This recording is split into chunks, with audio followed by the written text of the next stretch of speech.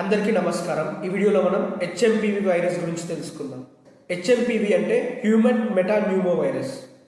ఇప్పటి వరకు మన ఇండియాలో 18 హెచ్ఎంపివి వైరస్ కేసెస్ నమోదయ్యాయి. ఇండియాలో ఫస్ట్ 2 కేసెస్ బెంగళూరులో నుంచి వచ్చాయి. బెంగళూరులో 3 months ఓల్డ్ బేబీకి అలాగే 8 months ఓల్డ్ బేబీకి ఈ వైరస్ వచ్చింది.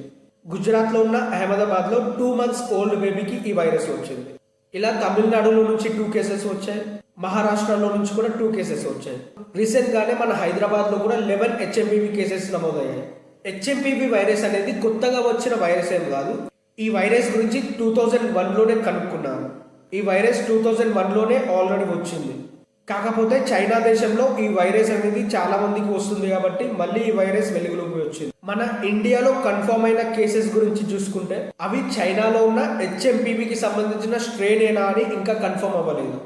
ఎందుకంటే మన ఇండియాలో కన్ఫర్మ్ అయిన కేసెస్ అన్ని కూడా ఇండియాలో కన్ఫర్మ్ అయినవే. ఈ వైరస్ వల్ల ఎవరైతే మన ఇండియాలో ఎఫెక్ట్ అయ్యారో వాళ్ళు ఎక్కడికి ట్రావెల్ చేయలేదు, ఏ కంట్రీకి వెళ్ళలేదు. చిన్న చిన్న బేబీస్ వాళ్ళకి ఈ వైరస్ అనేది సోకింది. అందుకే చైనాలో ఉన్న హెచ్ఎంపివి వైరస్ అలాగే ఇండియాలో ఉన్న హెచ్ఎంపివి వైరస్ ఈ రెండింటికి సంబంధించిన స్ట్రెయిన్స్ ఒకటేనా అని ఇంకా కన్ఫర్మ్ అవ్వలేదు. ఈ హెచ్ఎంపివి వైరస్ అనేది న్యూమోవిరిడే అనే ఫ్యామిలీకి చెందిన వైరస్. ఈ వైరస్ గురించి డాక్టర్స్ ఏమంటున్నారంటే ఈ వైరస్ అనేది ఒక ఫ్లూ లాంటి వైరస్ అని చెప్తున్నారు. మొత్తం ప్రపంచ వ్యాప్తంగా గత 50 సంవత్సరాలుగా ఈ వైరస్ కి సంబంధించిన కేసెస్ ఉన్నాయని అంటున్నారు. ఈ వైరస్ కొత్తగా వచ్చిందేం కాదు, మనం టెన్షన్ పడాల్సిన అవసరం ఏం లేదని చెప్పి డాక్టర్స్ చెప్తున్నారు. ఈ వైరస్ కి సంబంధించిన సిమ్టమ్స్ అన్ని కూడా, లక్షణాలు అన్ని కూడా మన అప్పర్ రెస్పిరేటరీ సిస్టమ్ లో ఉంటాయి. ఈ అప్పర్ రెస్పిరేటరీ సిస్టమ్ లో మనకి nose, nasal cavity, mouth, throat అలాగే వాయిస్ బాక్స్, లారింగ్స్ వీటిలో ఈ వైరస్ కి సంబంధించిన సిమ్టమ్స్ కనిపిస్తాయి. ఈ సిమ్టమ్స్ ఎలా ఉంటాయంటే మనం ఊపిరి తీసుకోవడంలో చాలా ఇబ్బందిగా ఫీల్ అవుతాం, గొంతులో మంటగా ఉంటుంది, జ్వరం వస్తుంది, జలుబు, దగ్గు, ఎప్పుడు చాలా నీరసంగా అనిపిస్తుంది. ఇవి ఈ వైరస్ కి సంబంధించిన సిమ్టమ్స్. ఈ వైరస్ కి సంబంధించిన ట్రాన్స్మిషన్ అనేది చాలా ఫాస్ట్ గా ఉంటుంది. ఈ వైరస్ అనేది ఒకరి నుంచి ఇంకొకరికి చాలా ఫాస్ట్ గా సోకుతుంది. సేమ్ COVID-19 వచ్చినప్పుడు ఎలా సోకిందో, దగ్గినప్పుడు, తుమ్మినప్పుడు, ఎవరైనా మాట్లాడినప్పుడు, సేమ్ కోవిడ్ టైంలో ఎలా వచ్చిందో ఈ వైరస్ కూడా అలానే వస్తుంది. అలాగే ఈ వ్యాధి సోకిన వాళ్ళు ఏదైనా వస్తువుని ముట్టుకుంటే తర్వాత ఆ వస్తువుని మనం కూడా ముట్టుకుంటే ఆ వస్తువుని ముట్టుకోవడం వల్ల కూడా మనకి వైరస్ వచ్చే ఛాన్సెస్ ఉంటాయి. CDC centre for disease control వాళ్ళు ఈ వైరస్ కి సంబంధించిన ఇంక్యుబేషన్ పీరియడ్ అనేది 3 to 6 days ఉంటుందని చెప్తున్నారు. ఈ ఇంక్యుబేషన్ పీరియడ్ అంటే మనకి వైరస్ వచ్చింది అనుకోండి, ఆ వైరస్ వచ్చిందని మనం తెలుసుకోవడానికి, అంటే ఆ వైరస్ కి సంబంధించిన సిమ్టమ్స్ మనలో కనపడడానికి, ఏర్పడడానికి 3 to 6 days టైం పడుతుంది అని. దీన్నే ఇంక్యుబేషన్ పీరియడ్ అంటారు. ఈ వైరస్ అనేది వింటర్ సీజన్స్ లో అలాగే స్ప్రింగ్ సీజన్స్ లో ఎక్కువగా స్ప్రెడ్ అవుతుంది.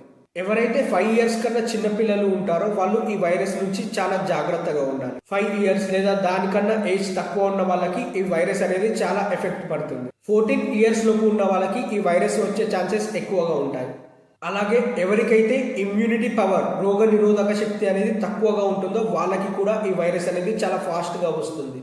ఈ ఇమ్యూనిటీ పవర్ తక్కువగా ఉన్న వాళ్ళకి ఈ వైరస్ అనే కాదు, ఏ వైరస్ అయినా సరే చాలా ఫాస్ట్ గా వచ్చేస్తుంది.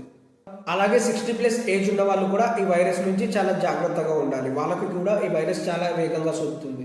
ఇది కరోనా వైరస్ కంటే కూడా చాలా ఎక్కువ ఫాస్ట్ గా వ్యాపిస్తుంది. కరోనా అలాగే ఈ హెచ్ఎంపివి ఈ 2 వైరస్లు కూడా డిఫరెంట్ ఫ్యామిలీస్ కి చెందినవి, డిఫరెంట్ వైరస్ ఫ్యామిలీస్ కి చెందినవి. కానీ సిమ్టమ్స్ విషయానికి వస్తే కరోనా వచ్చిన వాళ్ళకి ఎలాంటి సిమ్టమ్స్ ఉంటాయో వీళ్ళకి కూడా సేమ్ అలాంటి సిమ్టమ్సే ఉంటాయి. రెస్పిరేటరీ ఇల్నెస్ అనేది చాలా ఫాస్ట్ గా వస్తుంది. ఊపిరి తీసుకోవడంలో కూడా చాలా ఇబ్బందిగా ఉంటుంది. ఇప్పటి వరకు ఈ హెచ్ఎంపివి వైరస్ కి ఎలాంటి వ్యాక్సిన్ లేదు, ఎలాంటి మందులు లేవు. కోవిడ్ వచ్చినప్పుడు వ్యాక్సిన్ అనేది వీలైనంత త్వరగా తయారు చేశారు. కానీ ఇప్పటి వరకు హెచ్ఎంపివి వైరస్ కి ఎలాంటి వ్యాక్సిన్ లేదు, ఇంకా తయారు చేయలేదు. బహుశా డాక్టర్స్ తయారు చేసే పనిలో పడ్డారేమో, కానీ ఇన్ఫర్మేషన్ అయితే లేదు. కోవిడ్ టైంలో ఇంకా మనకి యాంటీవైరల్ ట్రీట్మెంట్ అనేది అవైలబుల్ గా ఉండేది, కానీ హెచ్ఎంపివి టైంలో అది కూడా లేదు. అందుకే డాక్టర్స్ ఎప్పుడు కూడా prevention is better than cure అని చెప్తూ ఉంటారు. అంటే ఏదైనా జరిగిన తర్వాత దాని గురించి మాట్లాడే కన్నా అది జరగకుండానే మనం జాగ్రత్తలు తీసుకోవాలి అని. అందుకే మనం ఈ వైరస్ కి దూరంగా ఉండాలంటే కరోనా టైంలో ఎలాంటి జాగ్రత్తలు పాటించామో ఇప్పుడు కూడా అలాంటి జాగ్రత్తలే పాటించాలి. మన చేతులను ఎప్పుడు శుభ్రంగా కడుక్కోవాలి, హ్యాండ్స్ హైజీన్ గా ఉంచుకోవాలి, మాస్క్ పెట్టుకోవాలి, సోషల్ డిస్టెన్స్ మెయింటైన్ చేయాలి. సేమ్ కరోనా టైంలో ఎలాంటి జాగ్రత్తలు తీసుకున్నామో ఇప్పుడు కూడా అలాంటి జాగ్రత్తలే తీసుకోవాలి. వైరస్ వచ్చిన వాళ్ళు ఎవరైతే ఉంటారో వాళ్ళు ఎక్కువగా రెస్ట్ తీసుకోవాలి, ఎప్పుడు హైడ్రేటెడ్ గా ఉండాలి, వాటర్ అనేది ఎక్కువగా తీసుకుంటూ ఉండాలి. ప్రస్తుతం డాక్టర్స్ అయితే ఈ హెచ్ఎంపివి వైరస్ వచ్చిన వాళ్ళందరికీ కూడా ఫ్లూ వచ్చినప్పుడు ఎలాంటి ట్రీట్మెంట్స్ ఇస్తారో అలాంటి ట్రీట్మెంట్సే వీళ్ళకి కూడా ఇస్తున్నారు. చైనా నుంచి ఏదైనా వైరస్ వచ్చిందంటే మొత్తం ప్రపంచమంతా అలర్ట్ అవుతుంది. అలాగే మన ఇండియా కూడా అలర్ట్ అయింది.